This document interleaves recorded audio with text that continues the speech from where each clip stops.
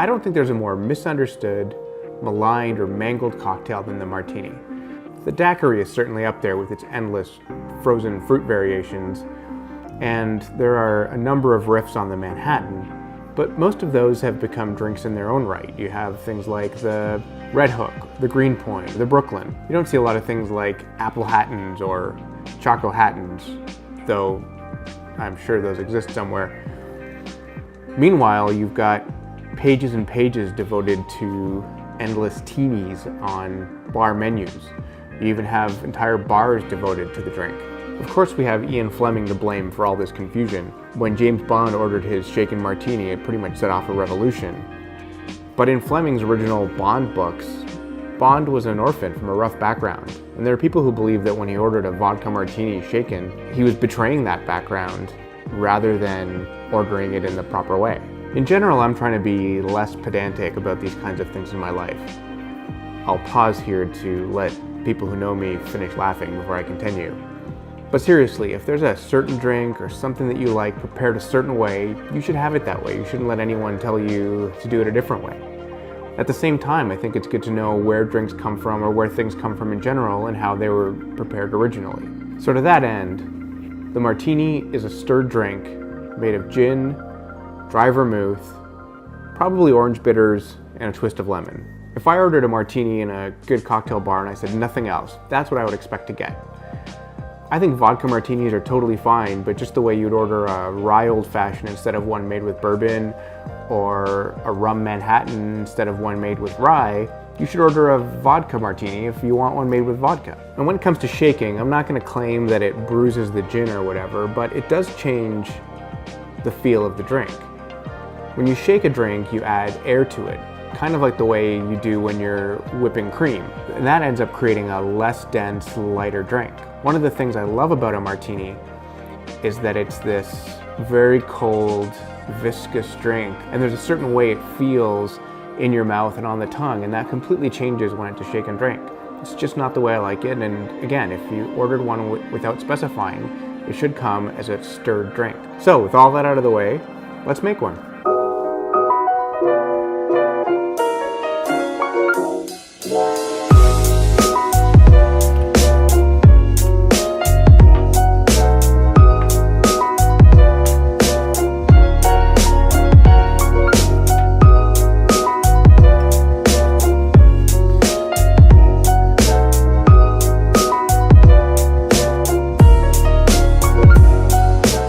I consider 2-to-1 to be the classic martini ratio, 2 parts gin to 1 part vermouth. Depending on the gin, I could go to 4-to-1 or even 5-to-1 if I really want the gin to be more pronounced, if it's a really special gin and I just want a little bit of that vermouth. Or I could go all the way to 1-to-1 like I'm gonna do here, which is also called the 50-50.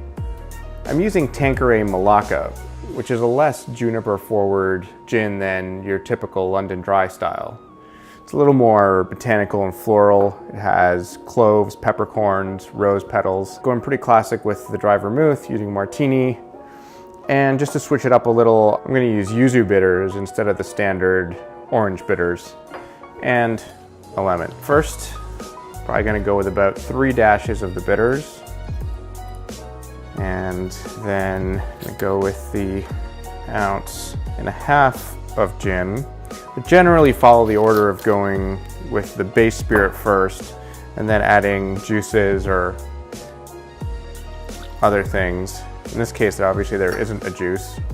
Then 1.5 ounces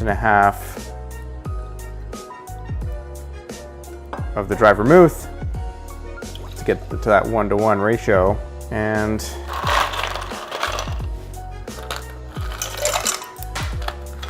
I'm gonna add ice pretty much all the way to the top and give it a good stir. Now again, this is a drink that wants to be pretty cold, so I'm gonna stir it quite a bit. But then again, I also don't want it to get too diluted. Yeah, a little more. Like I said before, it's always important to taste as you go. If you're just making it for yourself, you can use the spoon like that, put it back in. If you're making it for others, try to rinse the spoon before you put it back in the drink. Yeah, that's tasting good. I've also had a glass here, chilling with some ice and some water in it, just to get the glass really cold too. Now you could serve this in more of a traditional martini glass. You could do it in more of a coupe style. I like these Nick and Nora glasses. Again, mostly just for looks, but I think they've got a little bit of a classy look to them. But you do want something that has a stem like this, because you do want this drink to be cold and you don't want to warm it up with your hands. We've got our twist of lemon. I think olives are a really good complement to martinis. The brininess is really nice, just like an oyster might be, but I prefer it on the side. I think it really overpowers the drink. If you're going for maybe a more harsh gin, that's okay, but again, just to let the flavor of that gin come through, I definitely prefer my olives on the side. If you're a Churchill acolyte and you drink your martini with your vermouth bottle still sealed and on the other side of the room, that's fine, except it's kind of like drinking a glass of water in a field of barley and hops and calling it beer. If you like gin, fantastic. I like gin, it's a wonderful drink. If there's only gin in your glass, that's not a martini. I hope this was useful, I hope this was helpful. If you like it, give this video a thumbs up, subscribe, let me know what other kinds of things you'd like to see, and until next time, cheers.